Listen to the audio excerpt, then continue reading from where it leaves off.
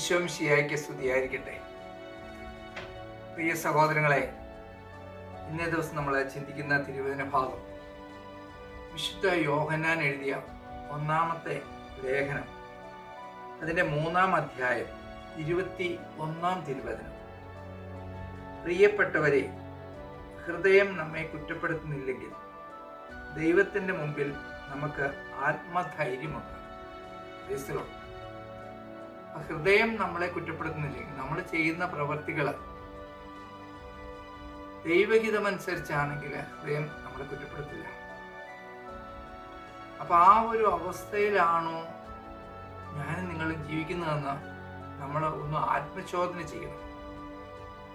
കാരണം ദൈവഹിതമല്ലാത്ത പ്രവൃത്തികൾ എന്ത് നമ്മൾ ചെയ്താലും അതെല്ലാം തിന്മയുടെ പ്രവർത്തനമാണെന്ന് തിരിച്ചറിയണം. അവരെന്നെ കുറ്റം വിധിക്കുക,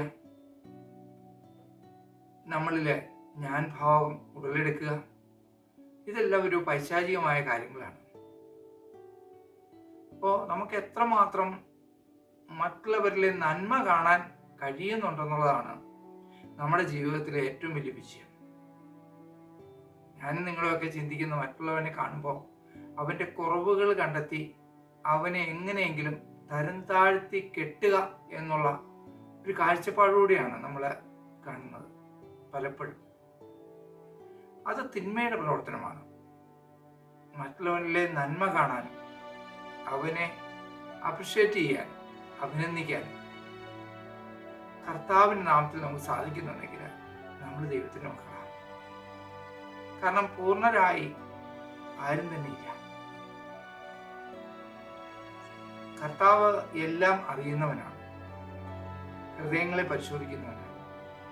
അവിടെ നിന്നാണ് നമ്മളെ ഉയർത്തുകയും താഴ്ത്തുകയും ചെയ്യുന്നത്. മറ്റൊരു തിരുവചനം കൂടി നമുക്ക് ചിന്തിക്കാം.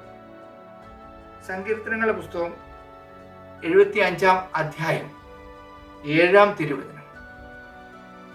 ഒരുവനെ താഴ്ത്തുകയും അവരനെ ഉയർത്തുകയും ചെയ്യുന്ന വിധി നടപ്പാക്കുന്നത് ദൈവമാണ്.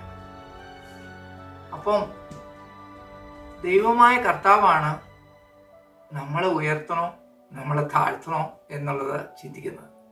അത് നമ്മുടെ പ്രവൃത്തിയുടെ പരിണിത ഫലമാണ്. അപ്പോൾ അതുകൊണ്ട് നമ്മൾ ആരും കുറ്റം വിധിക്കരുത്, ഒരു മനുഷ്യനെ കുറ്റം വിധിക്കരുത്.